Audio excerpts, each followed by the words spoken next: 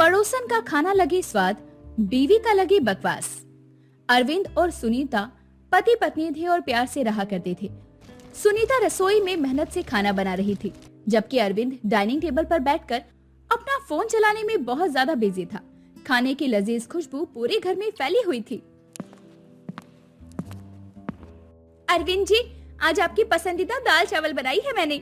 अरे यार, मुझे भूख नहीं है, ऑफिस का काम है, अभी बाद में खा लूंगा। सुनीता का चेहरा उदास हो जाता है। अरविंद जल्दबाजी में बाहर निकल जाता है। सुनीता अकेली खाना देखकर उदास हो जाती है।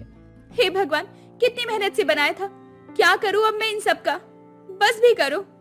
दूसरी तरफ अरविंद सीधे मीरा के घर की तरफ जा रहा होता है। वो दरवाजे पर दस्तक देता है। मीरा सुंदर सी साड़ी में दरवाजा खोलती है। अरे अरविंद भैया, आइए आइए, कैसे आना हुआ, कैसे हैं आप? बस ऐसे ही सोचा कि आपसे मिल लूं। वैसे खाने की खुशबू तो कमाल की आ रही है। अरे बाप रे बाप। मीरा शर्माकर अरविंद को अंदर ले जाती है। रसोई से बर्तनों की आवाज आती रहती है, लेकिन दोनों उस पर ध्यान नहीं देते। मीरा का घर बहुत सुंदर से सजा हुआ था। अरे नहीं भैया, बस ऐसे ही थोड़ा सा बना रही थी, आप भी खा लीजिए ना, कोई बात नहीं। वाह, क्या बात है, आपके हाथ का बना हुआ तो जरूर खाना पड़ेगा, ऐसा मौका बार बार थोड़ी मिलता है। मीरा प्लेट में खाना परोस कर ले आती है। अरविंद पहला निवाला खाते ही आंखें बंद करके उसके स्वाद में खो जाता है। उसके चेहरे पर खुशी की चमक दौड़ पड़ती है। अरे वाह, क्या जादू है आपके हाथों में, लगता है जन्नत मिल गई हो, कमाल है। अरे नहीं, आप भी ना, बस ऐसे ही बना दिया, आप बहुत तारीफ कर रहे हैं। इसी बीच घर में सुनीता बेचैनी से अरविंद के वापस आने का इंतजार कर रही थी। रात हो चुकी थी, लेकिन अरविंद अभी तक नहीं आया था। उसका खाना भी ठंडा हो चुका था। कहाँ गए होंगे? ऑफिस का काम इतनी देर तक नहीं होता, अब क्या हुआ होगा, क्या मुसीबत है। अगले दिन भी यही हाल होता है। अरविंद खाना छोड़कर मीरा के घर चला जाता है। सुनीता की सहेली गीता उससे मिलने आती है। वो देखती है कि सुनीता बहुत परेशान है। क्या हुआ सुनीता, तू बड़ी परेशान लग रही है, सब ठीक तो है ना, कुछ बात है तो बता। अरे यार गीता, अरविंद जी रोज बहाना बनाकर घर का खाना नहीं खाते, कहते हैं ऑफिस का काम है, हद है। और यार कहीं कोई और चक्कर तो नहीं, आजकल के मर्दों का भरोसा नहीं, ध्यान से देखना होगा। सुनीता को गीता की बात पर शक होता है। वो दिन में छुपकर अरविंद का पीछा करने का फैसला करती है। उसका मन बहुत घबराया हुआ था। बस भी करो, कल मैं देखूंगी कि क्या ऑफिस का काम है, अब बहुत हो गया है इनका। अगले दिन सुनीता छुपकर अरविंद का पीछा करती है। वो देखती है अरविंद मीरा के घर जा रहा था। उसका दिल ये देखकर जोरों से धड़कने लगता है। अरे यार, ये क्या तमाशा है, ये था इनका ऑफिस का काम। हे भगवान, अब मैं क्या करूं? सुनीता खिड़की से झांक कर देखती है। अरविंद और मीरा हंसी मजाक करके खाना खा रहे थे। मीरा अरविंद को बहुत खुशी से खाना परोसे जा रही थी। मीरा जी, सच कहूँ तो आपके हाथ का खाना खाकर घर का खाना तो बिल्कुल फीका लगता है। क्या जबरदस्त खाना बनाया है आपने। अरे छी, आप भी ना, बस ऐसे ही कह रहे हैं, अब आप मेरी इतनी भी तारीफ मत कीजिए, मुझे शर्म आती है। सुनीता का दिल टूट जाता है, उसकी आंखों में आंसू आ जाते हैं। वो गुस्से में मीरा के घर का दरवाजा जोर से खटखटाती है। खोलिए दरवाजा, मैं सुनीता हूँ, अभी के अभी दरवाजा खोलिए। मीरा दरवाजा खोलती है। सुनीता गुस्से में अंदर आती है। उसका चेहरा गुस्से में लाल था। तो ये था आपका ऑफिस का काम, यहाँ बैठकर दूसरी औरत के साथ खाना खा रहे हैं, अब बस बहुत हो गया। सुनीता, ये तो बस, मैं तो सिर्फ। अरे नहीं बहन जी, ऐसी कोई बात नहीं है, आप गलत समझ रही हैं। तभी अचानक रसोई से श्यामा देवी निकलती है। उसके हाथ में बर्तन और एप्रन था। सभी उसे देखकर हैरान रह जाते हैं और पूरा माहौल ही बदल जाता है। अरे बेटा सुनीता, तू यहाँ कैसे, और ये रो क्यों रही है, क्या हुआ? मौसी जी, आप यहाँ, लेकिन आप तो दिल्ली में रहती है ना, ये सब क्या चक्कर है? अरे मैं तो यहीं रहती हूँ अपनी बहू के साथ, वैसे ये मीरा खाना बनाना जानती ही नहीं है बेटा। सभी के चेहरे पर हैरानी फैल चुकी थी। अरविंद का मुंह खुला का खुला रह गया। मीरा शर्मिंदगी से नीचे देखने लगी। ये क्या, मतलब जो भी खाना मैंने खाया, ओ गॉड। वो सब मैंने बनाया था, मेरी बहू को तो चाय बनानी भी नहीं आती, पूरे 36 लोग यही कहते हैं। माँ जी, आप भी ना सबके सामने क्या बोल रही हैं? मुझे शर्म आ रही है। सुनीता को अब सच्चाई का पता चलता है और वो और भी ज्यादा रोने लगती है। उसे लगता है कि उसके साथ धोखा हुआ है। मौसी जी, आपने ये क्यों किया? आप जानती थी ना मेरे पति रोज यहाँ आते हैं। क्यों आई हैं आप? बेटा माफ कर दे, मैं तो बस देखना चाहती थी कि तेरा पति तुझसे कितना प्यार करता है। गलती मुझसे हुई। अरविंद को अब अपनी गलती का एहसास होता है, माफी मांगने लगता है। उसे अपनी हरकत पर बहुत शर्मिंदगी महसूस हो रही थी। मुझसे बहुत बड़ी गलती हो गई, मुझे माफ कर दो। मैंने कभी तुम्हारी मेहनत की कदर ही नहीं की। अरविंद जी, मैंने आपकी माँ से सीखा था खाना बनाना। रातों रात जगकर प्रैक्टिस की थी, लेकिन आपने कभी एक तारीफ तक नहीं की। रमेश का आना देखकर सब और परेशान हो जाते हैं। अब पूरा राज खुलकर सबके सामने आ गया था। अरविंद बहुत शर्मिंदा था। रमेश यार, वो बस ऐसे ही आ गया था, कुछ खास नहीं। अरे भाई, घर में इतनी प्यारी बीवी है और तू यहाँ क्या कर रहा है?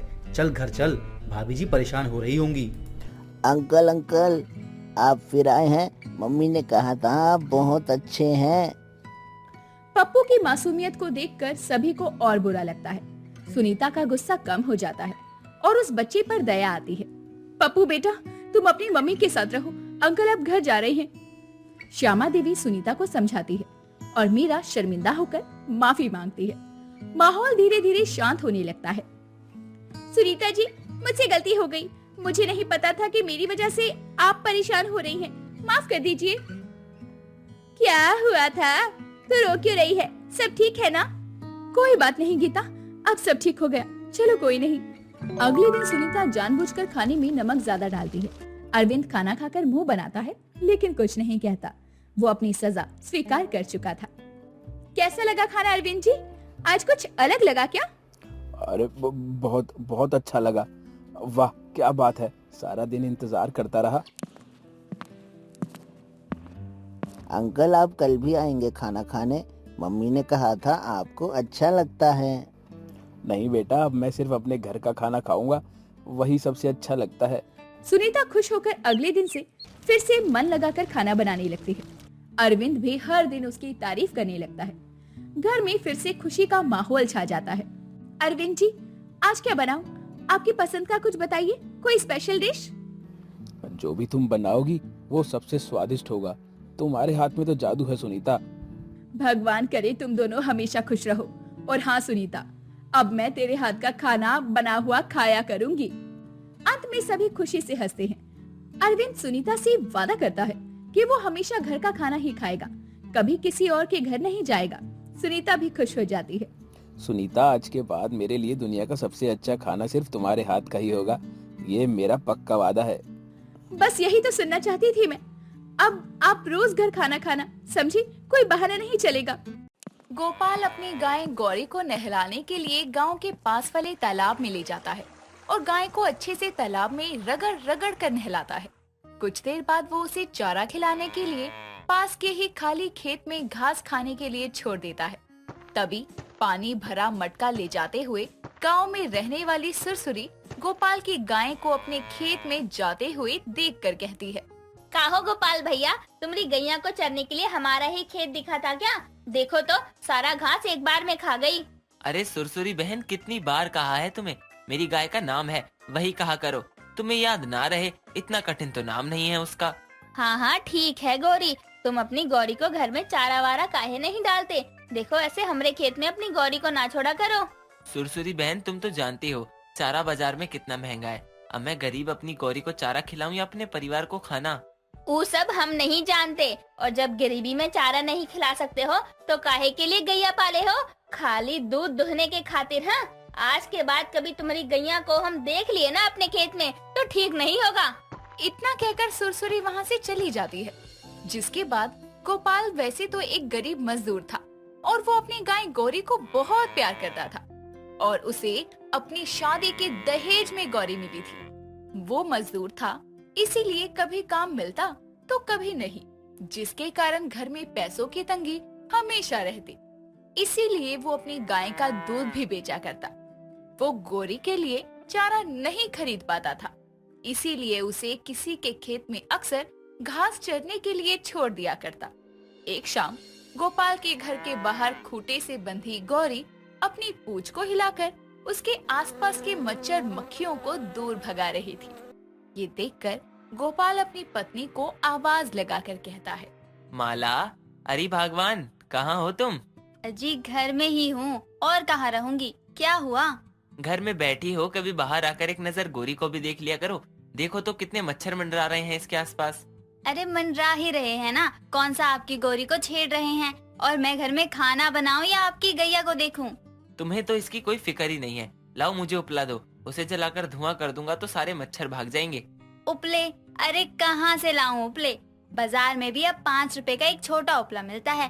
पैसे उपले लाने में खर्चा करूँ, इतने भी अमीर नहीं है हम। अरे भगवान, उपले खरीदने की भला क्या ही जरूरत? उपले बनाने के लिए गोरी का गोबर क्यों नहीं इस्तेमाल में लाती तुम? दिमाग में गोबर भरा है क्या आपके, जो सब कुछ भूल जाते हैं? हम गोबर भी तो सुनीता बहन को बेच देते हैं और वो सुबह ही आकर जितना गोबर होता है ले जाती है, और हफ्ते भर के गोबर के 50 रुपए देती है बस। दोनों बातें कर ही रहे थे कि तभी उनकी 11 साल की बेटी सोनी अंदर से बाहर आकर कहती है, माँ, खाना दो ना, बहुत भूख लगी है। हाँ हाँ, बस थोड़ी देर और, बन ही रहा है। दोपहर से भूखी है बच्ची, दुकान से उधार ही आटा और खाना बनाने का तेल लाई हूँ। देखो, इस गौरी की सेवा से तुम्हारे परिवार का गुजारा नहीं होने वाला। कोई काम ढूंढो। इसके हर दिन के 2 लीटर दूध और गोबर बेचने से जो पैसा आता है ना, वो गरीबी में घर चलाने के लिए काफी नहीं है। मैंने 1-2 जगह पता भी किया है और लगता है काम जल्दी ही मिल जाएगा। माँ चलो ना, मुझे खाना खाकर गौरी के साथ खेलना भी है। हाँ बेटा, अंदर चलो। माला अपनी बेटी को लेकर चली जाती है तो गोपाल भी गौरी को प्यार से पुचकारते हुए वहाँ से चला जाता है। समय बीतता है, गोपाल को एक जगह काम मिल जाता है, जिसके कारण वो सुबह से शाम तक बाहर ही रहता और अब गौरी की देखभाल माला किया करती। वो रोज सुबह उसे चारा डालती और उसका दूध निकालकर बेचने चली जाया करती। लेकिन गौरी अब ज्यादातर खूंटे से बंधी रहती। एक रोज छुट्टी के दिन जब गोपाल सुबह उठता है तो देखता है कि गौरी के शरीर पर छोटे छोटे चकदे जैसे दाने उभर आए हैं, जिन्हें देखकर वो हैरान हो जाता है। तभी माला बाल्टी लेकर उसका दूध निकालने आती है। क्या हुआ, ऐसे क्या देख रहे हैं गौरी को? साइड हटिए, दूध निकालना है। 2 दिन से ये गौरी कम दूध दे रही है। वैसे मुझे लगता है गोरी की तबीयत ठीक नहीं। देखो ना, इसके शरीर पर ये चकते जैसे निशान कैसे हो गए हैं। अरे ये कुछ नहीं है, मच्छर ने काट लिया होगा। बीमार होती तो भर भर के चारा खाती क्या? नखरे हैं इसके। अभी घुमाने को नहीं मिल रहा ना, सारा दिन खूंटे से ही तो बंधी रहती है। जानवरों के बिना अलग ही नखरे हैं। माला के कहने पर गोपाल भी इतना ध्यान नहीं देता। तभी उसकी बेटी सोनी गौरी के साथ खेलने लगती है। कुछ दिन ऐसे ही बीतते हैं। एक शाम काम से लौटते हुए वो देखता है कि गांव में रहने वाले लल्लन के घर के आगे भीड़ जमा है। तभी वो आगे बढ़कर देखता है कि लल्लन की 2 गायें जमीन पर बेसुध हालत में पड़ी है और उनके शरीर पर चकते जैसे मोटे मोटे दाने हैं। तभी वो बगल में खड़ी सुरसुरी से कहता है, ये लल्लन की गैया को क्या हो गया? भगवान जाने गोपाल भैया, सुनने में तो आ रहा है कि दोनों गैया को कोनो वायरस हो गया, जिसके चलते गुजर गई दोनों। वायरस? वही तो, अभी इंसान वाला वायरस गया नहीं, देखिए ना जानवर वाला कौन सा नासपिटा वायरस आ गया। लल्लन का तो रो रो कर बुरा हाल हो गया है। वायरस की बात सुनकर उसे अपनी गौरी का ख्याल आता है। वो जल्दी से घर पहुंचता है तो देखता है कि गौरी आराम से चारा खा रही थी, लेकिन उसके शरीर के वो दाने अब बढ़ते जा रहे थे। अगली सुबह जब वो काम पर निकल रहा था, तभी उसे माला के जोर जोर से चिल्लाने की आवाज आती है। तो माला के पास पहुंचकर वो देखता है कि खूंटे से बंधी गौरी जमीन पर बेसुध पड़ी है और उसके मुंह से लार निकल रही है। वो अपनी गैया को ऐसे देखकर परेशान हो जाता है और तुरंत डॉक्टर को बुलाने निकल जाता है। थोड़ी देर में वो पशुओं के डॉक्टर को लेकर आता है। डॉक्टर गौरी की जांच करता है। डॉक्टर साहब, मेरी गौरी को वो अचानक बीमारी कैसे हो गई? गोपाल देखो, तुम्हारी गौरी के लक्षण बता रहे हैं कि वो लंपी वायरस की चपेट में है। वायरस? पर डॉक्टर साहब, हम तो गौरी को कहीं लाते ले जाते भी नहीं हैं, तो फिर? देखिए, वायरस दुधारू पशुओं में फैलने वाला वायरस है। गांव में 4-5 और गायों में भी पाया गया है और देश के अनेकों हिस्सों में इसके चलते बहुत सी गायों की प्रजातियां नष्ट हो रही हैं। यानी अब हमारी गौरी भी नहीं बचेगी बाबा? देखिए दिल छोटा मत कीजिए, आपकी गाय के मुंह से लार आना, ये चकते जैसे दाने, बुखार आना और शायद अब आपकी गौरी पहले जितना दूध भी नहीं देती होगी। हाँ हाँ डॉक्टर साहब, दिन में 2 बार दूध देती थी, लेकिन अब तो 1 बार में भी बहुत कम देती है। देखिए डॉक्टर साहब, हमारे पास एक ही गाय है, इसको बचा लीजिए। देखिए घबराइए मत, ठीक तरह से देखभाल मिलेगी तो आपकी गौरी ठीक होगी। फिलहाल मैं इसके बुखार के लिए एक इंजेक्शन दे रहा हूँ और इसे अब एंटीबायोटिक देनी होगी, वो मुझे शहर जाकर लानी होगी। तब तक आप लोग इसके आसपास साफ सफाई का ध्यान रखें और अपनी बच्ची को अभी इससे दूर ही रखना। ये सैनिटाइजर है, रोज गौरी के शरीर पर छिड़कते रहिए। डॉक्टर गोपाल को सब कुछ समझाकर वहाँ से चला जाता है और गोपाल अपनी गौरी को ऐसे देखकर रोने लगता है। गोपाल की गाय वायरस की चपेट में है, ये बात पूरे गांव में फैल जाती है। तो जो 2-4 लोग गाय का दूध खरीदते थे, वो भी अब दूध लेना बंद कर देते हैं। गोपाल डॉक्टर के कहे अनुसार गौरी के शरीर को सैनिटाइज करता है। अगले दिन डॉक्टर आकर गौरी को एंटीबायोटिक्स का इंजेक्शन लगाता है। तो गोपाल कहता है, डॉक्टर साहब, इससे मेरी गौरी ठीक तो हो जाएगी ना? देखो गोपाल, कहा नहीं जा सकता, इस वायरस का अब तक कोई टीका नहीं है। मैं बस गौरी के लक्षणों के हिसाब से उसे दवाई के टीके लगा रहा हूँ। इससे फर्क पड़ेगा तो ये पूरी तरह ठीक भी हो सकती है और नहीं भी, इसीलिए न ही ज्यादा उम्मीद लगाओ न ही हिम्मत हारो। गरीब गोपाल अपनी एकलौती गैया के लिए बहुत परेशान था। वो दिन रात उसकी देखभाल करता। डॉक्टर भी आकर उसे समय समय पर एंटीबायोटिक्स के इंजेक्शन देते, जिससे गौरी की हालत में सुधार होने लगता है। वो पहले की तरह खाना शुरू कर देती है और जमीन पर भी ज्यादा देर नहीं लेटती। ये देखकर गोपाल उसका परिवार खुश हो जाता है। बस उसके शरीर पर उन दानों के थोड़े बहुत निशान अभी भी थे, लेकिन एंटीबायोटिक्स और साफ सफाई का ध्यान रखने से गरीब गोपाल की गाय फिर से स्वस्थ हो जाती है। ये देखकर गांव वाले भी दंग रह जाते हैं। तो दोस्तों, समय रहते जिस तरह गोपाल को अपनी गाय गौरी के इस वायरस की चपेट में होने का पता चलते ही उसने डॉक्टर से सलाह लेकर अपनी गैया को बचाया। हम भी आशा करते हैं हमारे देश की गौ माताएं इस वायरस से बची रहें और इस बीमारी का शीघ्र ही कोई निवारण आए।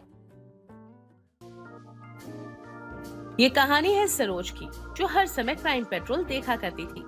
ऐसे एक दिन सरोज अपने कॉलेज की क्लास में बैठी अपनी क्लास ले रही थी, लेकिन उसका ध्यान क्लास में नहीं बल्कि टेबल के नीचे रखे फोन पर था। वो उस समय भी क्राइम पेट्रोल देख रही थी। ये सब बगल में बैठे उसकी सहेली रीना देख लेती है और धीरे से बोलती है, सरोज, ये क्या कर रही है तू? अरे तू चलती हुई क्लास में क्यों क्राइम पेट्रोल देख रही है? अरे अगर टीचर को पता चला ना तो क्राइम पेट्रोल के एपिसोड में ना हमारी स्टोरी आ जाएगी, क्योंकि वो हम दोनों को इतना मारेंगी ना, मार मार कर गायब भी कर देंगी और किसी को पता भी नहीं चलेगा। अरे भाई, उन्हें बताएगा कौन? देख, मैं तो नहीं बताने वाली हूँ। अगर तू बता देगी तो कुछ कह नहीं सकते। वैसे मुझे नहीं लगता कि किसी को कुछ बताएगी भी, क्योंकि तू तो मेरी दोस्त है और एक दोस्त कभी दुश्मन थोड़ी ना बनती है। वैसे ना तू बहुत चालाक है। और हाँ, मैं क्यों बताऊंगी किसी को? मैं ना तेरी दोस्त हूँ, दुश्मन नहीं है जो बताने जाऊंगी मैडम को। वैसे एक बात बताऊं, मैं तो नहीं बताऊंगी, पर क्लास में और भी बच्चे हैं और कैमरा भी है, तो कैमरे में कैप्चर हो गया ना तो प्रिंसिपल तक तो बात चली ही जाएगी और उसके बाद ना प्रिंसिपल तेरी क्लास लगा देंगे और फिर मैं नहीं आऊंगी तुझे बचाने। सरोज रीना की बात का कोई जवाब नहीं देती और क्राइम पेट्रोल देखती ही रही। कुछ देर में क्लास खत्म हो जाती है, लेकिन सरोज अपनी क्लास से नहीं जाती। ये देखकर रीना उससे कहती है, अरे भाई, क्लास खत्म हो चुकी है यार। सरोज, घर चल ले, अब कॉलेज बंद होने वाला है और तू अपनी हरकत क्यों नहीं सुधारती है? 5 मिनट का समय दे दे, अभी इसमें खुलासा होने वाला है। इसकी मौत का जिम्मेदार कौन है? जैसे ही ये खत्म होगा ना, वैसे ही मैं यहाँ से निकल जाऊंगी। देख सरोज, अगर तू अब नहीं चली ना तो मैं तुझे छोड़कर चली जाऊंगी। फिर तू मत बोलियो कि दोस्त नहीं रही। और अगर इसके बाद तूने मेरे को एक भी लेक्चर दिया ना तो मैं सच बता रही हूँ, तेरा मर्डर कर दूंगी। फिर अगला एपिसोड तेरा होगा और घर पर बैठकर ना आराम से देखूंगी मैं। इसीलिए कह रही हूँ, अभी भी वक्त है, सुधर जा, नहीं तो लोग कहेंगे ना कि दोस्त ने दोस्त की जान ले ली। यार सच में तू ना मेरी दोस्त नहीं बल्कि दुश्मन है, दुश्मन। तभी तू मुझे मेरा क्राइम पेट्रोल देखने तक नहीं देती है। अरे हाँ, ठीक है। अरे मैं तेरी दुश्मनी ठीक हूँ, लेकिन फिलहाल अभी तू घर तो चल, नहीं तो मैं मार कर ना कॉलेज में छुपा दूंगी तेरी लाश को और फिर मैं तुझे भूत बनकर परेशान किया करूँगी। इस तरह दोनों सहेलियां लड़ती झगड़ती घर चली जाती हैं। समय बीतता है। बीतते समय के साथ सरोज के एग्जाम की डेट आ जाती है, पर सरोज अपना क्राइम पेट्रोल देखना बंद नहीं करती। एग्जाम करीब थे, लेकिन सरोज की ऐसी हरकत देखकर उसकी माँ सुनीता उसके ऊपर चिल्लाते हुए कहती है, सरोज पढ़ाई कर ले, एग्जाम करीब है तेरे। अरे माँ एग्जाम ही तो है, हो जाएंगे क्लियर। अब आप मुझे डिस्टर्ब मत कीजिए। अगर तू एग्जाम में फेल हो गई ना तो तेरी शादी करवा दूंगी, ये दिमाग में डाल लियो अपने। सरोज अपनी माँ की बातों का कोई जवाब नहीं देती और समय गुजरता है। गुजरते समय के साथ सरोज के एग्जाम भी खत्म हो जाते हैं। क्योंकि सरोज ने अपने एग्जाम पर ध्यान नहीं दिया था, इसलिए वो इस बार फेल हो जाती है। मैंने कहा था ना, अगर तू फेल हो गई तो तुझे पढ़ने नहीं दूंगी, तेरी शादी करवा दूंगी। अब तूने पढ़ाई में तो ध्यान दिया नहीं है, बस क्राइम पेट्रोल देखने में ही ध्यान दिया है ज्यादातर। अब देख फेल हो गई ना, खैर अब फेल हो गई तो हो ही गई। अब मैंने जो कहा था वो तो हो गई, अब तेरी शादी तो होनी पक्की है, और जहाँ मैं चाहूंगी ना वही होगी तेरी शादी। करा दो यार, वैसे भी मेरा मन नहीं है अब आगे पढ़ने का। शादी कर लूंगी तो अपने घर रहूंगी और फिर मुझे वहाँ कोई परेशान करने वाला होगा ही नहीं। अब क्या सोचने लगी अपने छोटे से दिमाग में? गालियाँ दे रही है क्या अपनी माँ को? मैंने कह दिया ना कि तेरी शादी होगी तो अब होगी ही। लेकिन माँ चुप, एक लफ्ज मुंह से मत निकाल लियो अब, वरना चप्पल उठा के मारूंगी अभी। गुस्से में सुनीता अपने कमरे में चली जाती है और शादी की बात सुनकर सरोज काफी खुश हो जाती है। समय बीतता है। बहुत जल्दी सरोज के लिए रवि नाम के लड़के का रिश्ता आता है। अरे वाह, हमारी होने वाली बहू तो कोहिनूर का हीरा है, हीरा। हमें तो ये रिश्ता मंजूर है। बस शक्ल ही अच्छी है, जब हरकतें पता चलेंगी ना इसकी, मन करेगा फांसी लगा लूं। सुनीता बहन, अब आप क्या सोचने लगी? नहीं नहीं बहन जी, मैं तो बस ये सोच रही थी कि जब मेरी बेटी ससुराल चली जाएगी तो मैं कैसे रहूंगी इसके बिना। अरे अरे, ऐसे कैसे? जब आपका मन करे तब आप अपनी बेटी को बुला सकते हो। इस तरह सरोज और रवि का रिश्ता पक्का हो जाता है। समय गुजरता है। गुजरते समय के साथ रवि और सरोज की शादी हो जाती है। शादी के बाद सरोज अपने ससुराल की सारी जिम्मेदारियां बखूबी संभालती है, लेकिन क्राइम पेट्रोल देखने की आदत उसकी अभी गई नहीं थी। वो खाना बनाते हुए भी यही सब किया करती, खाना खाती तो भी क्राइम पेट्रोल ही देखा करती। और ऐसे एक दिन सरोज घर में पोछा मार रही थी और टीवी पर भी क्राइम पेट्रोल ही चल रहा था। सरोज पोछा कम और क्राइम पेट्रोल ज्यादा देख रही थी। ये सब कुछ दूर खड़ी मधुमती देख रही होती है और तभी बहू, ओ बहू, तू पोछा मार रही है, ये टीवी पे क्राइम पेट्रोल देख रही है। वो माँ जी क्या है ना, पोछा मारते मारते मैं बोर हो गई थी तो सोचा क्यों ना मैं थोड़ा सा क्राइम पेट्रोल देख लूं, फिर पोछा मार लूंगी। हाँ हाँ, रहने दो, मुझे तो सब पता है। हे भगवान, ना जाने आखिर क्या होगा इस लड़की का। इतना बोलकर मधुमती वहाँ से चली जाती है। समय बीतता है और ऐसे एक दिन सरोज शाम के समय टीवी पर क्राइम पेट्रोल देख रही होती है। उस समय क्राइम पेट्रोल में क्लाइमेक्स आता है। वैसे वैसे सरोज टीवी के बेहद करीब आ जाती है और मधुमती बाजार से लौट कर वापस आती है और सरोज को इस तरह टीवी से चिपका देकर हैरान रह जाती है। अरे ओए पगली, एक काम करना, टीवी में ही घुस जा। सासू माँ परेशान मत करो, बहुत ही जरूरी केस चल रहा है। आखिर कौन है इस लड़की का कातिल? अरे ये एपिसोड की शुरुआत में थोड़ी ना बताएंगे, थोड़ा सस्पेंस तो रखना पड़ेगा ना। और तू थोड़ा सा टीवी से दूर होके क्यों नहीं देखती, इतना पास क्यों जाके देखती है? मधुमती अपनी बहू को खींचकर टीवी से पीछे करती है। अरे बहू, आँखों पे चश्मा चढ़ाने का शौक है क्या, जो इतनी नजदीक से टीवी देख रही है? अरे भाई शाम हो गई, अब टीवी को बंद भी कर दे थोड़ा। खाना की तैयारी नहीं करनी क्या तुझे? हर टाइम टीवी टीवी, पता नहीं क्या देखते रहते क्राइम पेट्रोल में। नशा चढ़ गया इसको क्राइम पेट्रोल का। सासू माँ 1 घंटे के बाद खाने वाने पे ध्यान दूंगी, अभी फिलहाल मुझे ये एपिसोड देखने दो। हटो हटो जल्दी से, बहुत अच्छा सीन चल रहा है इसमें। सरोज अपनी सास को हटाकर टीवी का रिमोट लेकर बैठ जाती है। सरोज बड़ी ही समझदार बहू थी। औरों की बहुओं की तरह उसकी ज्यादा डिमांड नहीं थी, ना ही वो अपनी सास से ज्यादा लड़ती। लेकिन एक बात थी कि जब भी वो क्राइम पेट्रोल का एपिसोड देखती तो उसे किसी का भी डिस्टरबेंस बिल्कुल पसंद नहीं था। वो क्राइम पेट्रोल का एक भी एपिसोड मिस नहीं करती। समय बीतता है। ऐसे ही सरोज अपनी सास के साथ दोपहर में क्राइम पेट्रोल देख रही थी, तब इसके दरवाजे पर किसी की दस्तक होती है। अब इस समय कौन आ गया होगा बहू? जा जाके देख दरवाजे पे कौन आया है। अरे नहीं नहीं माँ जी, ऐसे दरवाजा खोलना सेफ नहीं है। अच्छा ठीक है, तू यहाँ बैठ, मैं ही देख लेती हूँ कौन है। तुझे तो हर टाइम खतरा खतरा दिखाई देता है। ठहरो माँ जी, दोपहर के 2 बज रहे हैं, इस समय भला कौन हो सकता है दरवाजे पर? आपने ये सोचा नहीं है, मैं आपकी इकलौती बहू हूँ। और माँ जी, आपके ऊपर खतरा तो क्या, मैं खतरे की परछाई तक नहीं पड़ने दे सकती। अरे पागल, दरवाजा खोलूंगी जभी तो पता चलेगा कौन आया है। अरे बहू, दोपहर के टाइम पे क्या ही खतरा होगा, हट जाने दे मुझे। नहीं नहीं माँ जी, दरवाजा मत खोलना। दोपहर के समय गर्मी के कारण पूरा मोहल्ला वीरान है, तो हमारे घर भला कौन ही आएगा? कहीं कोई डकैत तो नहीं है या फिर कोई गुंडा? नहीं नहीं माँ जी, मैं आपको दरवाजा नहीं खोलने दूंगी। अरे बहू, तू ये अपनी ना बकेती करना बंद कर, वरना जो इंसान दरवाजे पे खड़ा है ना, वो वापस लौट के चला जाएगा। सासू माँ, पूरा दरवाजा मत खोलना। अरे सुनो सासू माँ। सरोज बोलती रह जाती है और मधुमती दरवाजा खोलती है, जहाँ वो देखती है कि रवि बाहर खड़ा है। क्या माँ, दरवाजा खोलने में इतना टाइम कौन लगाता है? अरे बाहर कितनी धूप है। माफ करना बेटा, लेकिन ये सब ना तेरी बीबी का ही करा धरा है। वो ही मुझे दरवाजा खोलने नहीं जाने दे रही थी, क्योंकि महारानी अब दिन रात क्राइम पेट्रोल जो देखती रहती है, तो उसके दिमाग में ना बस वही सब चलता है आजकल।